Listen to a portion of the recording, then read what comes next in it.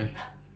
Assalamualaikum warahmatullahi wabarakatuh. Selamat siang, Pak. Perkenalkan, kami dari kelompok 11 GTI kelas A ingin mempresentasikan hasil tugas besar kami mengenai game yang bertajuk Chicken Cross the Road, di mana ini merupakan implementasi pembelajaran materi kami mengenai materi primitive drawing hingga pada materi interaksi antar objek. Sebelum itu, izinkan kami memperkenalkan diri kami masing-masing. Perkenalkan, saya Daniel Amgadato Gultom dengan NIM akhir 248. Saya Zaki Fatul Cahyo dengan NIM akhir 103. Saya Putri Elizabeth Simanjuntak dengan NIM akhir 018. Baik, di sini kami membuat suatu game yang bertajuk Chicken Cross the Road, di mana kalau misalkan Bapak pernah melihat permainan yang bertajuk Cross the Road, kami mengambil inspirasi daripada game tersebut. Tapi di sini game yang kami buat adalah game dengan tanpa batas, yaitu di mana seorang player itu menjadi karakter seorang ayam di game Chicken Cross the Road ini, di mana tujuannya ataupun goal settingnya adalah sang player harus bisa melewati setiap tantangan di tiap-tiap jalur, yang dimana jalur ini merupakan di set random, dan juga jumlah tantangan di mana di hal ini merupakan mobil, di setting juga dengan fungsi random, di mana nanti tiap kali pemain memencet perintah WASD ataupun maju dan sebagainya, pemain akan melewati satu jalur, di mana nanti ketika pemain berhasil melewati tiap-tiap jalur, maka skor yang akan bertambah sesuai dengan jumlah jalurnya. Misalkan pemain maju sebanyak satu langkah, maka skor yang masuk adalah 1, dan begitu juga selanjutnya. Tapi yang menjadi tantangan adalah ketika kita berhasil melewati tiap-tiap jalur, maka jumlah tantangannya, kesulitannya pun akan bertambah, yaitu bertambah 1. Mungkin langsung saja akan di-demo oleh Jackie. Silakan, Jack. Jadi di sini ada game Chicken Cross the Road, yang mana seperti sudah dijelasin Daniel, tujuan kita untuk menyeberang jalan yang banyak mobilnya ini. Dan untuk menyeberang jalan, kita perlu tidak terkena oleh mobil-mobilnya. Apabila terkena mobil, maka ayam akan mati dan muncullah teks game over. Tetapi bila kita berhasil menyeberangi jalan, skor akan terus bertambah, dan agar menambah tingkat kesulitan, maka kecepatan mobil akan ikut bertambah juga. Gitu. Adapun teknik-teknik yang digunakan dalam pembuatan game ini, ada beberapa aspek yang akan mulai yang dari Putri. Baik, di sini saya akan menjelaskan di bagian pembahasan, yaitu yang pertama saya akan menjelaskan primitif. Apa itu primitive drawing? Yaitu adalah cara membangun objek 3D dengan bentuk geometri yang paling dasar yang disesuaikan dengan OpenGL. Lalu di mana saja kami menerapkan primitive drawing itu dalam game yang kami buat? Yang pertama ada di Drawbox, yaitu untuk boxnya sendiri. Lalu di bagian chickennya, di karakter ayamnya, di badan, kepala, sayap, kaki, bahkan ekornya. Lalu ada di bagian drawcar-nya, yaitu mobil, ada drawcar body, drawcar cabin, wheels, dan sebagainya. Lalu ada di bagian pohon, draw tree, yaitu batang dan juga daunnya. Lalu di bagian environment-nya, yaitu jalan dan rumput, serta pegunungannya. Lalu selanjutnya, bagian kedua yaitu translasi. Translasi adalah transformasi untuk memindahkan objek dari satu posisi ke posisi yang lain. Di mana kami menerapkan ini pada game kami, yaitu yang pertama pada render chicken, gerak pemainnya, lalu yang kedua ada di draw car-nya, di gerak kendaraannya, lalu ada di draw tree-nya, di penempatan pohonnya, lalu ada di draw gate, yaitu gerbang awalnya. Lalu selanjutnya untuk rotasi, apa itu rotasi? Rotasi adalah transformasi untuk memutar objek terhadap sumbu tertentu X, Y, atau Z. Kami menerapkan rotasi ini dalam game kami, yaitu terdapat pada update, yaitu pembaruan sudut setiap frame. Lalu ada dalam draw chicken untuk rotasi tubuh pada ayamnya.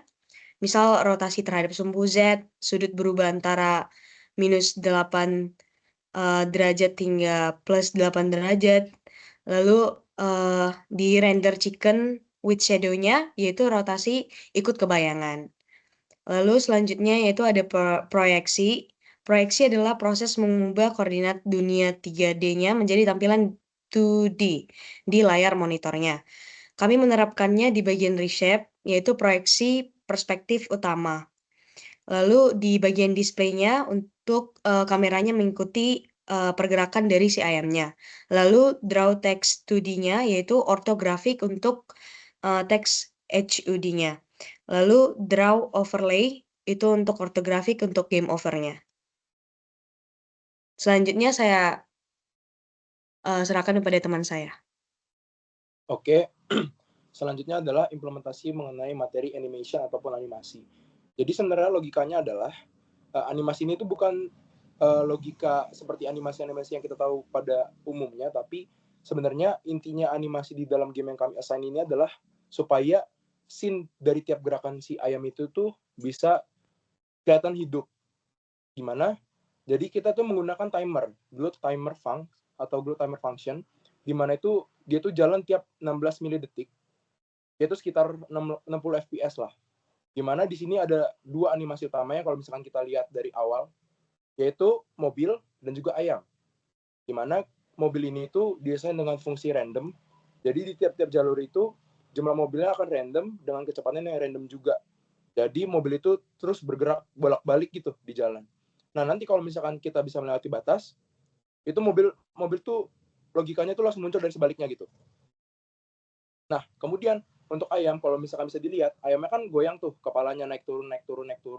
Nah itu tuh kita pakai logika ketika kita berjalan. Kadang kan kalau misalkan kita berjalan kan, ataupun ayam berjalan, dia kan kepalanya naik turun. Makanya kita menggunakan fungsi sinus ataupun sinus supaya logika animasi itu bisa berjalan gitu.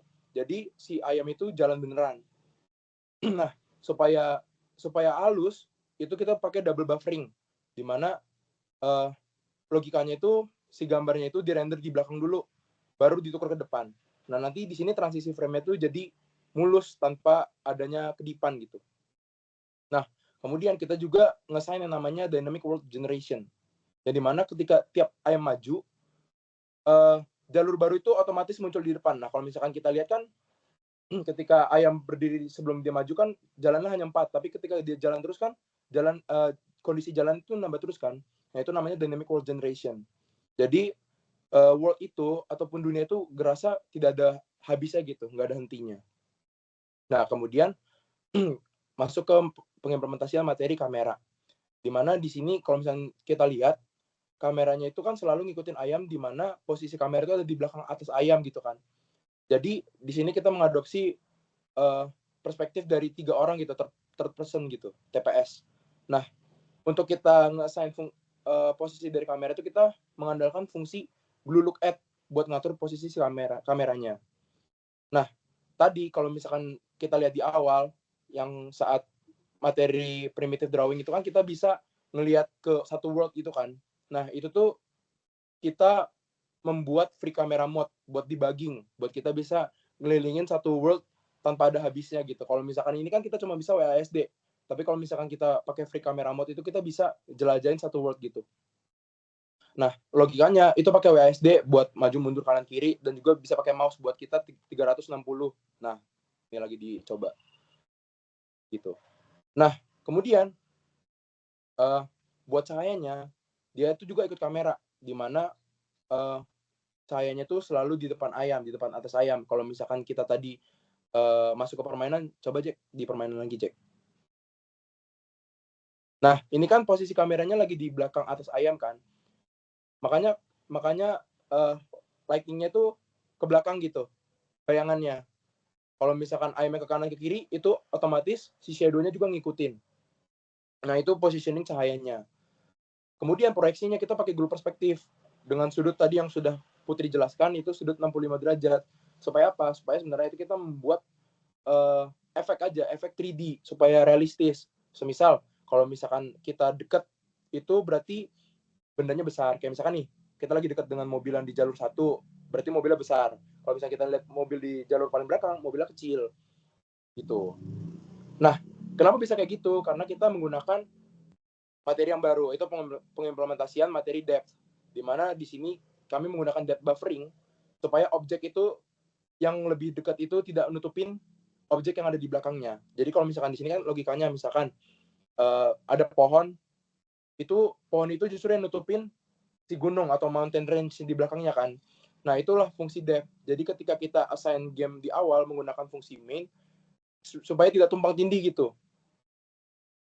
Jadi objeknya itu kelihatan normal dan tidak numpuk aneh gitu. Nah, kita pengaktifan depth-nya itu kita menggunakan fungsi GL enable, di mana inputannya itu enable GL depth test. Nah, nanti tiap frame-nya juga dibersihin menggunakan GL clear. Nah, di sini kami menggunakan 2 pengkondisian khusus. Pengkondisian khusus itu kami titik beratkan pada skybox dan juga overlay game over. Di mana pertama untuk skybox. Skybox ini itu adalah logika untuk langitnya. Jadi depth untuk di langitnya itu kita matikan supaya apa? Supaya nanti tidak tumpang tindih gitu. Supaya langitnya itu normal, bagus gitu. Jadi langit itu kita titik beratkan di layer paling belakang dari semua objek yang ada. Jadi supaya langit itu selalu ada di belakang dan tidak berubah-ubah posisinya. Nah, begitu juga untuk overlay game over. Coba Jack, kondisi kalah. Nah, ini kondisi kalahnya. Jadi kita juga mematikan depth-nya supaya layer-nya itu bisa transparan dan juga kelihatan normal. Kalau misalkan kita tidak mematikan depth-nya, nanti layarnya jadi hitam semua. Habis itu malah jadi nggak jelas gitu kan. Nah, makanya kita matikan fungsi depth-nya untuk overlayer-nya si game over. Kemudian kita masuk ke implementasi materi lightning.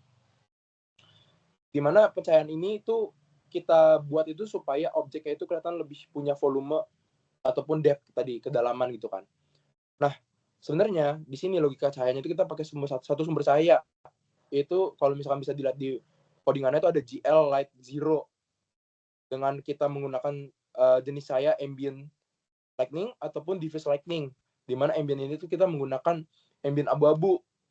Kemudian diffuse-nya juga diffuse putih kekuningan. Supaya apa? Supaya kita tuh dapat perspektif, oh ini tuh pagi menuju siang gitu, atau siang menuju sore. Supaya apa? Supaya kan ini kan menggunakan shadowing juga kan. Jadi menggunakan ambient dan diffuse, abu-abu dan putih kekuningan. Nah, posisi cahayanya juga ikut ayam, yaitu tegak lurus dari si ayamnya. Kayak yang tadi udah dijelasin, kalau misalkan ayamnya ke kanan kiri, ya berarti shadow-nya juga ngikutin dari pergerakan si ayamnya. Jadi logikanya itu depannya si ayam itu selalu lebih terang gitu. Makanya shadow-nya ke belakang ayam. Nah, kemudian buat shading-nya kita juga pakai GL Smooth supaya transisi warna antar vertex itu bisa halus. Makanya kalau misalkan kita maju mundur tuh kan kita kayak normal gitu kan kelihatannya kan. Nggak ada yang aneh, nggak ada yang tiba-tiba warnanya terang sendiri ataupun gelap sendiri karena kita pakai smoothing dari shading GL Smooth-nya. Mungkin untuk materi selanjutnya akan dijelaskan oleh Jaki. Selanjutnya di game ini juga kami mengimplementasikan texturing, yang mana kami menggunakan teknik ini supaya gamenya itu terlihat lebih detail tanpa menambah polygon lagi gitu. Nah, adapun teksturnya dapat dilihat di berbagai aspek yang ada di game ini. Yang pertama bisa dilihat ada di bagian bark atau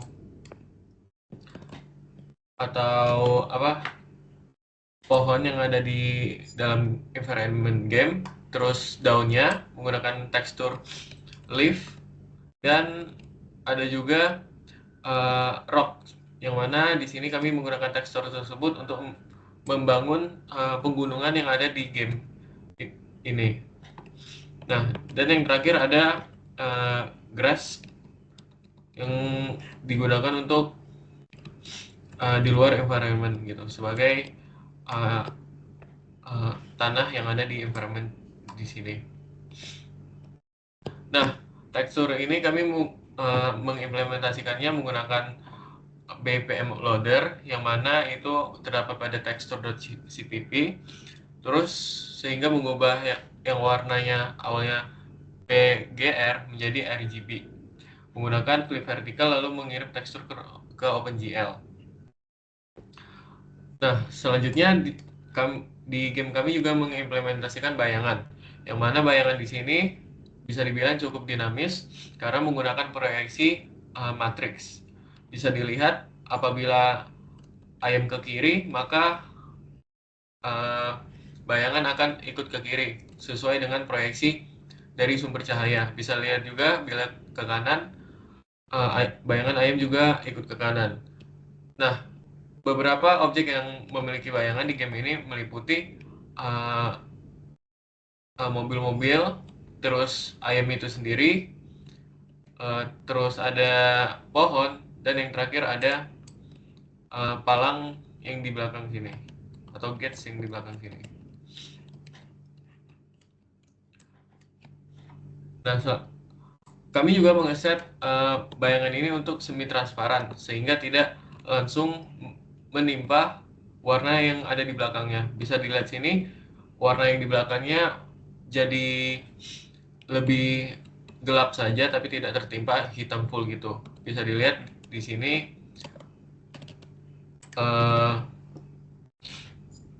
hijaunya menjadi hijau ke abu-abuan dan abu-abunya menjadi lebih gelap. Nah, selanjutnya ada interaksi antar objek. Interaksi antar objek sendiri ini kami implementasikan dalam mendeteksi tabrakan menggunakan metode AABB, yang mana bisa dilihat bila algoritma mendeteksi ada tabrakan, maka game akan stop dan menampilkan game over. Nah, di situ teknik interaksi antar objek kami gunakan, yang mana algoritma akan mengecek apakah sumbu X dan sumbu Z dari kedua objek tersebut sudah cukup dekat belum untuk disimpulkan bahwa dua objek itu bertabrakan. Nah, selain itu juga kami juga menambahkan batas gerak pemain agar tidak keluar arena. Bisa dilihat di sini, bila dipencet tombol D, maka ayam tidak bisa ke kanan lagi karena kami memberi batas. Dan di kiri juga, dan juga ke belakang. Nah, selanjutnya sistem skor juga kami gunakan dengan cara mengecek sudah berapa line yang ayam lewati. Bisa dilihat tiap kali line dilewati, maka skor bertambah 1. Dan yang terakhir ada di dynamic world generation, yaitu yang mana supaya game ini tetap bisa dijalankan terus-menerus dan tidak bisa berhenti-berhenti. Tidak ada batasnya, karena tiap kali ayam melewati satu jalur, maka jalur baru akan digenerate di depan ayam tersebut. Sehingga ada yang dinamakan world generation di dalam game ini. Dan ayam bisa terus maju tanpa batasnya. Mungkin itu saja dari materi penjelasan dari saya. Saya akan kembalikan ke rekan saya, Daniel. Baik, sekian presentasi yang dapat kami bawakan. Kalau misalkan ada kesalahan dalam perkataan atau perbuatan, kami mohon maaf karena sebenarnya tujuan kami membuat game ini adalah untuk belajar dan mengimplementasikan materi primitive drawing hingga interaksi antar objek secara langsung. Mungkin kami cukup sekian. Bila itu Taufiq wal Hidayah. Wassalamualaikum warahmatullahi wabarakatuh. Terima kasih, Pak. Terima kasih, Pak.